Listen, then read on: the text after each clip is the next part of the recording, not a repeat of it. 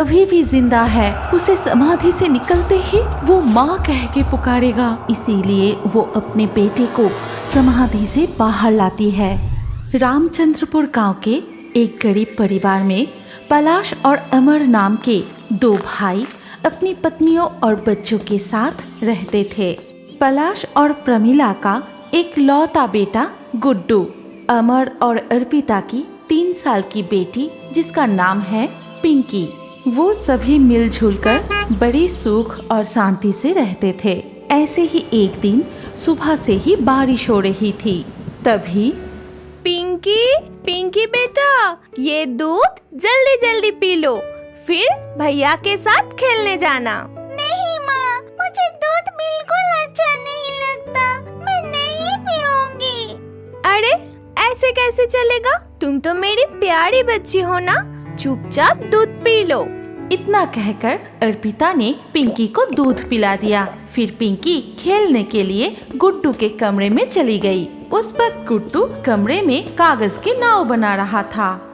भैया, ओ भैया, तुम क्या बना रहे हो? बहन, ये देख, मैंने कितनी सुंदर कागज की नाव बनाए हैं। चल, हम आंगन में जमे बारिश के पानी में ये नाव छोड़ते हैं।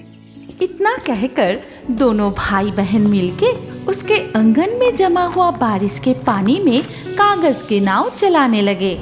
भैया, यहाँ तो नाव चल ही नहीं रही है। हाँ बहन, यहाँ तो पानी कम है। चल, हमारे घर के पीछे जो तालाब है वहाँ जाते हैं। ये नाव तालाब के पानी में अच्छा तैरेगा। लेकिन भैया, माँ और जिठानी ने देख लिया तो हमें बहुत डांट पड़ेगी। अरे कुछ नहीं होगा, चल ना।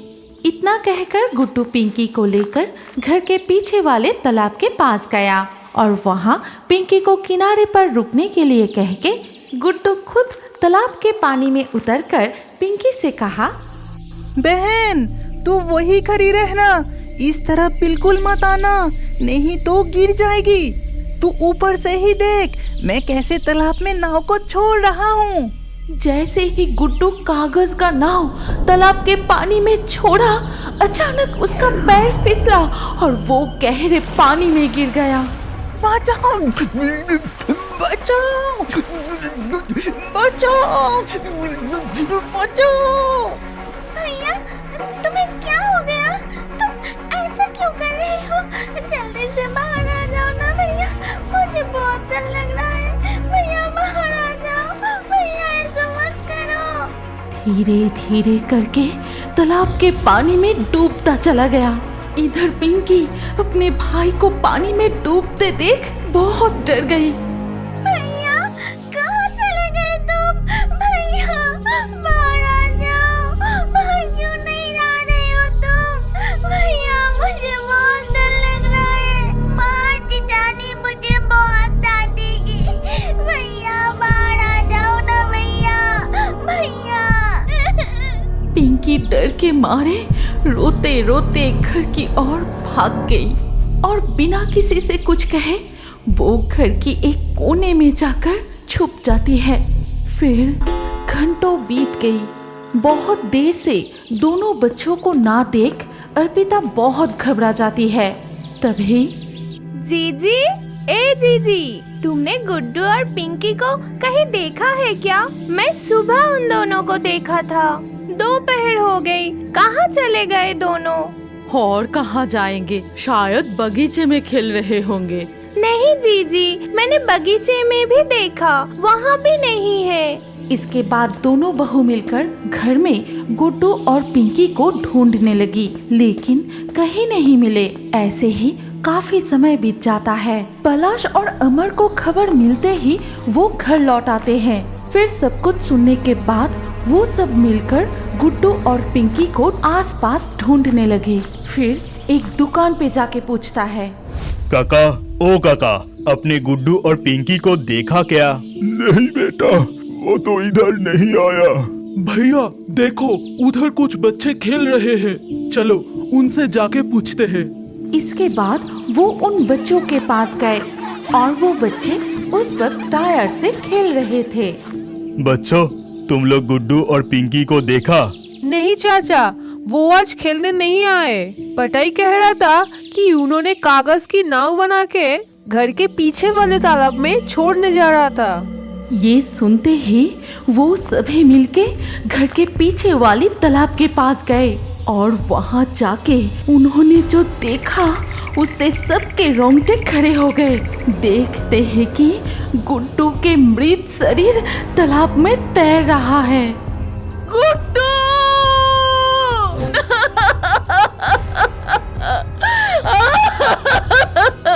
ये क्या हो गया? ये क्या हो गया माया? ये क्या हो गया? सभी तालाब के किनारे रो पड़ते हैं। रोने की आवाज सुनकर गांव के लोग भी वहां इकट्ठा हो गए और गुड्डू के शव को तालाब के पानी से बाहर निकलकर आंगन में लिटा दिया।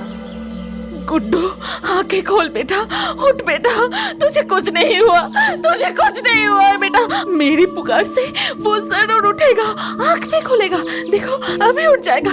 उठ बेटा, उठ गुड्डू, उठ जा बेटा, बहुत देर हो गया है, अब खाना खाने चल। उठ जा बेटा, उठ।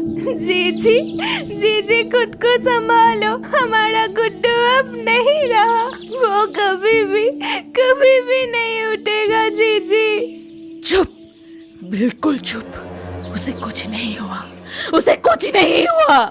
तभी गांव के एक आदमी कहता है कि नहीं, हमें और देर करना सही नहीं होगा। शाम होने से पहले हमें सारे क्रियाक्रम कर लेना चाहिए। चलो बच्चे को आप चौबाड़ी की जंगल में ले जाते हैं। फिर गांव के कुछ लोग मिलके गुड्डू के शव को चौबाड़ी के जंगल में ले जाते हैं। उसे कहाँ ले जा रहे हो? मत ले जाओ, मत ले जाओ, उसे कुछ नहीं हुआ है, कुछ नहीं हुआ है, उसे मत ले जाओ। प्रमिला पागलों की तरह रो रही थी। तभी रोने की आवाज सुनकर पिंकी कमरे से बाहर आई। तुम सब भैया को कहाँ ले जा रहे हो? उसे मत ले जाओ भैया, मैं किसके साथ खेलूंगी? मत ले जाओ भैया को। सभी मिलके चौबाड़ी के जंगल में बच्चे का समाधि देने का क्रियाक्रम संपन्न करते हैं। इस चौबाड़ी के जंगल में सिर्फ बच्चे को ही समाधि देने के लिए लाया जाता है। इधर प्रमिला अपने बेटे के गम में रोते ही रहती है। खाना पीना सब कुछ छोड़कर वो बीमार पड़ गया था। कुछ ही दिनों बाद वो भी इस दुनिया को छोड़कर चली गई। इस घटना के बाद उनका परिवार में दुख का अंधकार छा गया। ऐसे ही एक दिन, तुझे कुछ नहीं हुआ बेटा, तुझे कुछ नहीं हुआ। देख, तेरी माँ अभी तुझे यहाँ से निकलकर फिर से ठीक कर देगी। देख बेटा, तुझे कुछ नहीं हुआ है, देख। ये कहते ही प्रमिला की आत्मा मिट्टी को हटाने लगी। वो सोचती है कि उसकी बेटे अभी भी जिंदा है। जैसे उसे समाधि से निकलते ही वो माँ कह के पुकारेगा। इसीलिए वो अपने बेटे को समाधि से बाहर लाती है। फिर उसे गोद में उठाए प्यार करने लगी, जोर जोर से पुकारने लगी। लेकिन गुड्डू नहीं जागा।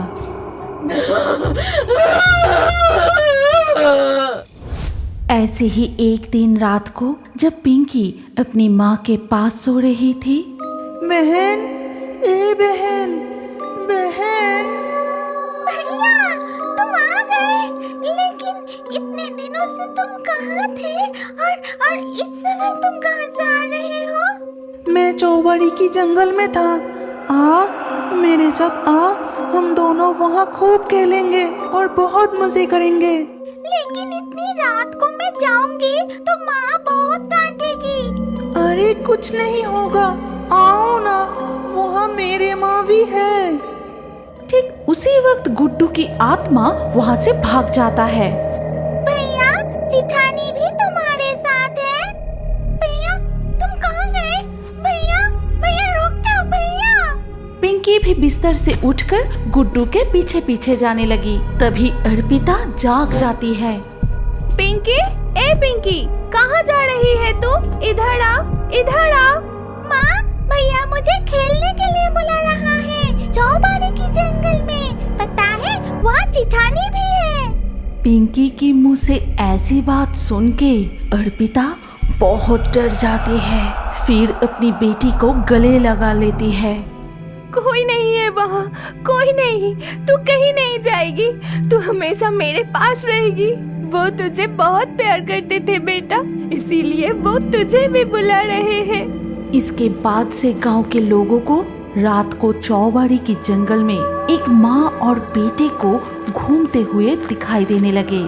कभी वो दोनों रोते हैं तो कभी बेटा